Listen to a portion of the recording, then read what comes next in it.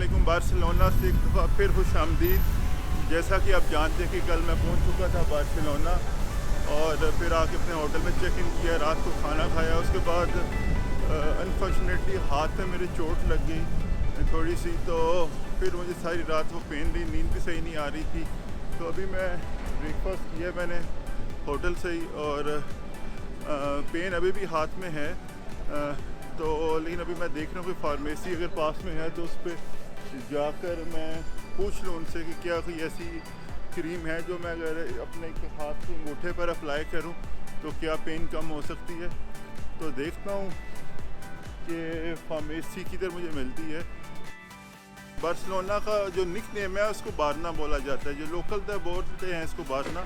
Pharmacy में मैं आया था और ये मेडिसिन ली है जो स्वेलिंग हुई है। आपको मैं स्वेलिंग दिखा देता हूँ। बेसिकली ये हुआ है मेरे हाथ के ऊपर और ये मुझे मिली है 3 यूरो और 90 सेंट में। तो एक्सप्लोर करते हैं अब बार्सिलोना को।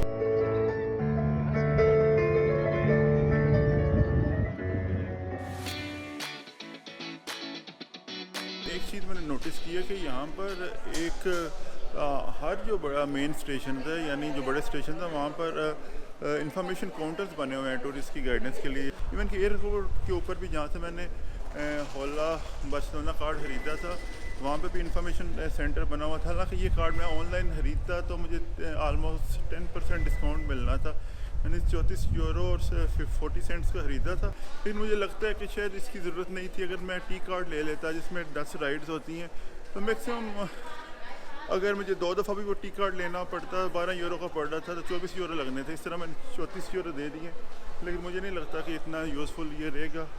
अगर तो आपने 5, 6, 7 राइड्स एक दिन में करनी हो तो देन आप वो कार्ड बनवाएं। तो अभी मैंने लाइन 2 ली और मैं इस स्टेशन से बार्सिलोना पोम्पियो फेब्रा से एंटर हुआ हूँ, यानी इस डायरेक्शन से एंटर हुआ हूँ और मुझे जाना है यहाँ पे सग्रादा फैमिलिया जो एक बड़ी मेन टूरिस्ट अट्रैक्शन है। तो अभी ट्रेन का वेट कर रहा हूँ। जैसे ही मैं पहुँचा था ट्रेन पहुँची थी और मैंने भागने की कोशिश की कि मैं उस ट्रेन पर चढ़ जाऊँ, लेकिन वो निकल गई।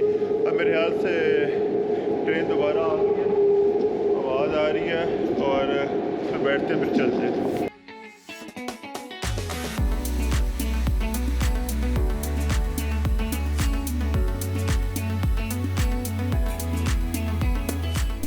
मेट्रो से अब मैं बाहर आ रहा हूँ और सग्राडा फैमिलिया की प्लेस है वो आपको दिखानी थी और देखते हैं। क्योंकि मुझे जो मैं चेक कर रहा था इंटरनेट पे वो ये था कि जैसे मेट्रो से निकलेंगे बाहर आपको पीछे बिल्डिंग नज़र आएगी और मेरे ख्याल से इस खूबसूरत बिल्डिंग को आप पीछे देख सकते हैं। बड़ी खूबसूरत ये बिल्डिंग है सग्राडा फैमिलिया। ऑलमोस्ट 140 साल हो गए हैं इस बिल्डिंग को बनते हुए। अभी भी इस पर काम जारी है। ये चर्च है बेसिकली।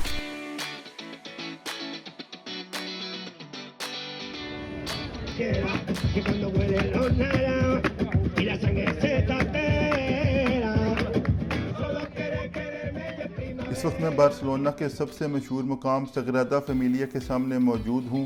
ये एक चर्च है जिसकी तामीर 1882 में शुरू हुई और आज भी मुकम्मल नहीं हुई। सग्रादा फैमिलिया की सबसे नुमायाँ खसूसियत इसके बुलंदोबाला 18 मीनार हैं। इसकी दीवारों पर इंतहाई पेचीदा और बारीक नक्शोनगारी की गई है। ये इमारत एक ऐसा फनपारा है जो दुनिया भर के सियाहों को अपनी जानिब खींचता है। इस हैरत अंगेज़ इमारत को एंथोनी गौडी ने डिज़ाइन किया जो अपने मुनफरद अंदाज और फितरत से मुतासरा फ़न तमीर के लिए मशहूर था। इस आर्किटेक्ट की जो मौत हुई थी वो 1926 में हो गई थी। इस वक्त सिर्फ 25% स्ट्रक्चर इस बिल्डिंग का मुकम्मल हुआ था और इस बिल्डिंग पर अभी भी काम जारी है और 2030 तक इसको मुकम्मल करने की डेडलाइन मुकर्रर की गई है। इसका जो आर्किटेक्ट था एंथोनी गौडी, इसकी कब्र भी इस बिल्डिंग के अंदर मौजूद है।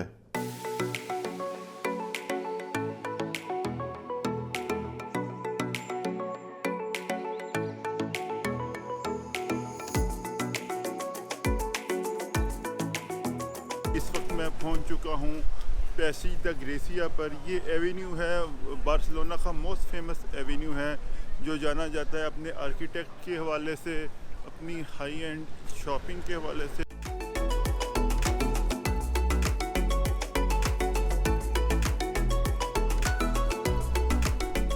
ये एक नाइकी का स्टोर है, उसके अंदर आया हूँ तो मैंने कहा चले यहाँ पर भी देख लेते हैं कि अगर कोई चीज़ पसंद आती है तो बंदा ले ले। बहुत बड़ा स्टोर है।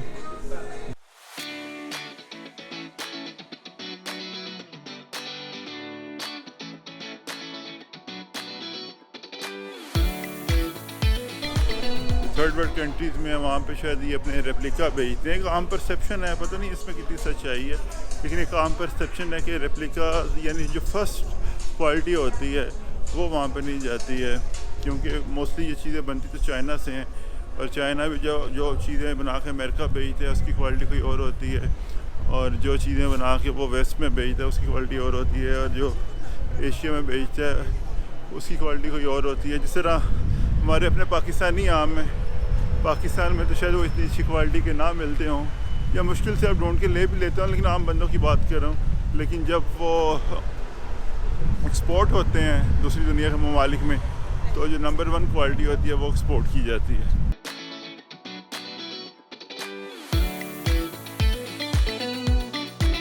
ये शहरा 19वीं सदी में तमीर की गई और तब से ये बार्सिलोना की सकाफत और खूबसूरती की अलामत बनी हुई है। यहाँ आपको स्पेन के सबसे मारूफ माहिर तमीरात एंथोनी गाउडी के हैरत अंगेज शाहकार देखने को मिलेंगे, जैसे कासा बतियो और कासा मिला हैं। इन इमारतों के मुनफरिद डिज़ाइन, गैर मामूली बालकोनियाँ और जादुई साख्त इन्हें दुनिया भर के सयाहों के लिए एक ख़ास मकाम बनाती हैं। यहाँ दुनिया के मशहूर ब्रांड्स जैसे गुच्ची और प्राडा की दुकानें भी मौजूद हैं। अगर आपको शॉपिंग में दिलचस्पी नहीं भी है तो सिर्फ यहाँ चहलकदमी करना और शहर की रौनक को महसूस करना ही एक शानदार तजुर्बा है।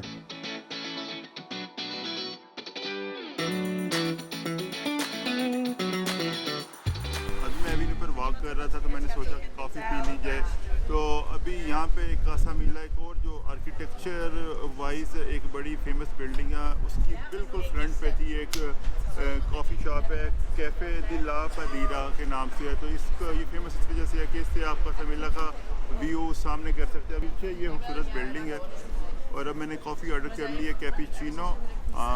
प्राइस इसकी थी ऑलमोस्ट 4.50 यूरो इसकी प्राइस है। और अब मैं कॉफ़ी पीऊँगा, कॉफ़ी पीने के बाद फिर मैं इस एवेन्यू को फर्दर एक्सप्लोर करूँगा और आगे जाऊँगा। कॉफ़ी आ गई है, कॉफ़ी पी लेते हैं, कॉफ़ी आपको दिखाते हैं।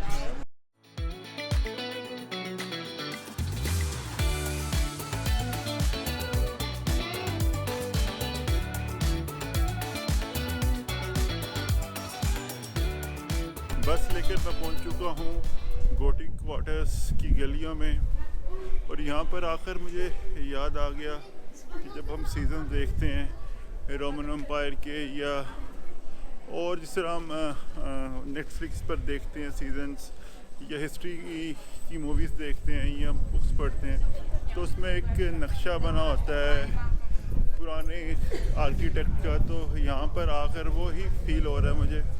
गोटिक क्वार्टर को कहा जाता है कि ये बार्सिलोना की हिस्ट्री का दिल है।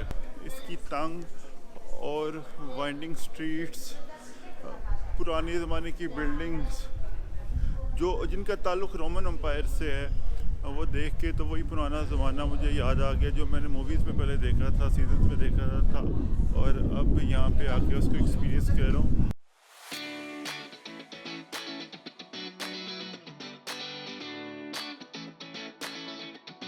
गोटिक क्वार्टर बार्सिलोना का सबसे पुराना और तारीखी इलाका है, जहाँ करून वस्ता की झलक आज भी देखी जा सकती है। यहाँ की तंग पथरीली गलियाँ शानदार गोटिक तर्ज की तारीखी इमारतें वक्त में पीछे ले जाती हैं।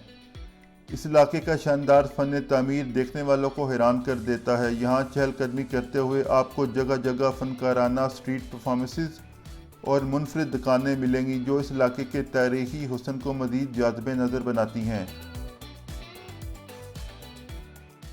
एक और चीज़ जो मैं करता हूँ ट्रैवलिंग के दौरान, और मैं अपना एक्सपीरियंस आपसे भी शेयर कर लेता हूँ। अब जिस तरह बार्सिलोना के अंदर मैं आया हूँ, तो यहाँ पर काफ़ी सारे आपको ना एशियंस मिलेंगे, यानी इंडिया पाकिस्तान से लोग काफ़ी मिलेंगे, बांग्लादेश से।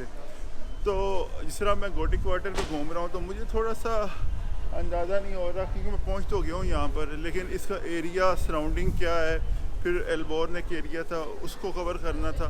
तो फिर ऐसे लोगों से आप ज़रा पूछ लेते हैं जो जिनकी यहाँ पे शॉप्स होती हैं, यहाँ पे घर होते हैं या रह रहे होते हैं। तो भी मैंने एक सिख भाई थे, इंडिया से उनका ताल्लुक़ था, उनकी शॉप थी। तो मैंने उनसे पूछा यार कि यही सारा एरिया है गोटी क्वार्टर के और एल्बोर्न वाला जो एरिया है।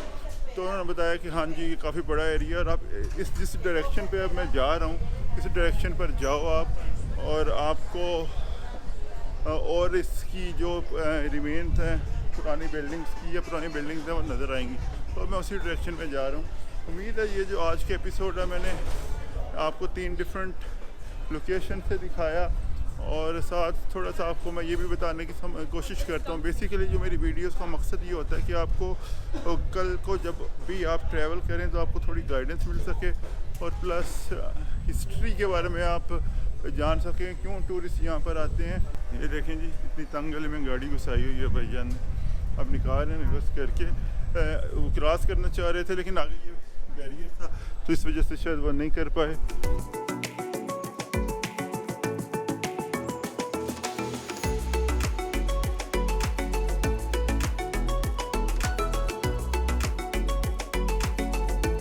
अब हम मौजूद हैं एल्बोर्न के इलाके में जो गोटिक क्वार्टर से ज़्यादा जदीद लेकिन फिर भी तारीखी एहसास रखता है। ये इलाका अपनी आर्ट गैलरियों, कैफ़े कल्चर और मुनफरिद दुकानों के लिए मशहूर है जो सादगी और खूबसूरती का एक शाहकार है। आज का वीलॉग आपने देखा। आज मेरा बार्सिलोना में पहला दिन था। कल रात को जैसा कि मैंने आपको बताया था मैं पहुंचा था तो मैंने आज की सारी एक्टिविटी आपको दिखाई, जिन जिन टूरिस्ट अट्रैक्शन पर मैं गया वो आपको दिखाई। उम्मीद है आपको आज का मेरा ये वीलॉग पसंद आया होगा। अपना फीडबैक दीजिएगा और अपना बहुत ख्याल रखिएगा। अल्लाह हाफिज़।